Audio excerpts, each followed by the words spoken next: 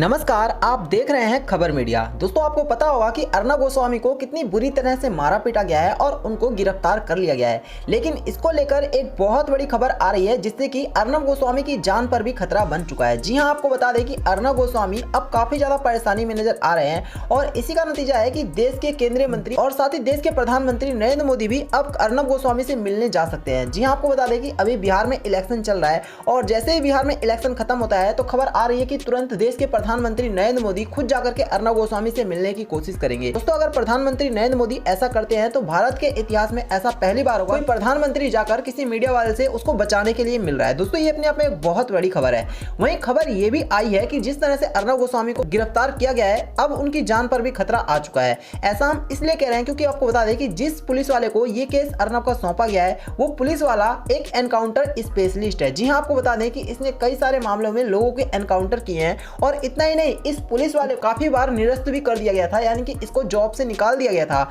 लेकिन बावजूद इसके जब इसको काम से निकाल दिया गया था तो ये पुलिस वाला खुद जाकर के महाराष्ट्र की गवर्नमेंट से मिल चुका था और ये शिवसेना से हाथ मिलाकर उनका अधिकारी बन चुका था। लेकिन दोस्तों, बता दें कि अब जब एक बार फिर से इस पुलिस वाले की जरूरत पड़ी है तो इसको एक बार फिर से नौकरी पर रख लिया गया है और एक बार फिर से इस केस में ये काफी ज्यादा एक्टिव नजर आ रहा है और इससे साफ जाहिर होता है कि आने वाले दिनों में अर्नब गोस्वामी के साथ कुछ भी हो सकता है और अर्नब गोस्वामी की जान पर भी खतरा बन सकता है। दोस्तों, बता दें कि जिस तरह से अर्नब गोस्वामी को गिरफ्तार किया गया है अपने आप में कहीं ना कहीं ये लोकतंत्र को पूरी तरह से शर्मसार करता है और साथ ही साथ लोकतंत्र के चौथे स्तंभ पर एक बहुत बड़ा हमला है। इसी वजह से लगातार देश के बड़े से बड़ा मंत्री अब इस केस में चुप नहीं बैठने वाला है। हाल ही में आपने देखा कि कंगना रनौत ने भी इसको लेकर एक बड़ा बयान दिया था और कंगना रनौत ने यह कहा था कि अब लोग चुप नहीं बैठने वाले। उद्धव ठाकरे और सोनिया गांधी की सरकार चाहे कितना भी कोशिश कर ले लोगों को चुप कराने की, अगर तुम एक मुंह बंद कराओगे तो 10 मुंह और खुलेंगे। अगर आप 10 लोगों को बंद कराएंगे तो 100 लोग और 100 को बंद कराओगे तो 1000 लोग। इस तरह से लोगों की भीड़ लगी रहेगी और आप कुछ भी नहीं कर सकते हैं। दोस्तों, बता दें कि अर्नब गोस्वामी को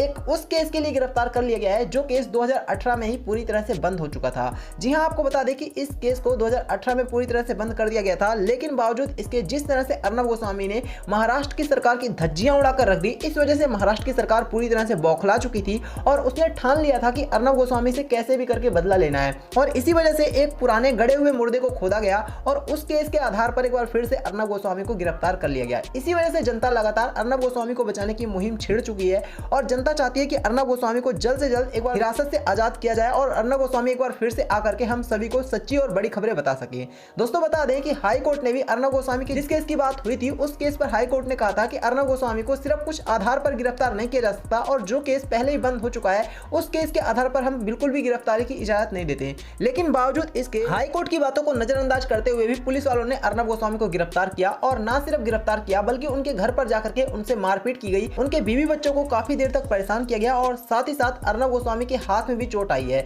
दोस्तों, कहा जा रहा है कि जिस पुलिस वाले ने अर्नब गोस्वामी को मारा वो काफी खतरनाक एनकाउंटर स्पेशलिस्ट है। इस वजह से कहीं ना कहीं अर्नब गोस्वामी को अब बहुत ज्यादा खतरा है और देखना होगा कि भारत की सरकार किस तरह से इस मामले में अब एक्शन लेती है। दोस्तों, बता दें कि केंद्रीय गृह मंत्री अमित शाह ने भी इसको लेकर एक बड़ा बयान दिया था और उनका भी कहना था कि जिस तरह से अर्नब गोस्वामी को गिरफ्तार कर लिया गया कहीं ना कहीं दर्शाता है कि हमारे देश के संविधान का अब पालन नहीं किया जा रहा है और संविधान से अलग महाराष्ट्र सरकार चल रही है। अब देखना होगा कि किस तरह से आने वाले दिनों में इस पे देश के प्रधानमंत्री नरेंद्र मोदी बड़ा एक्शन लेते हैं और अर्नब गोस्वामी को छुड़वाते हैं। तो यही था वीडियो को लाइक करना, इसे और लोगों के साथ शेयर करना और चैनल को सब्सक्राइब करना। धन्यवाद।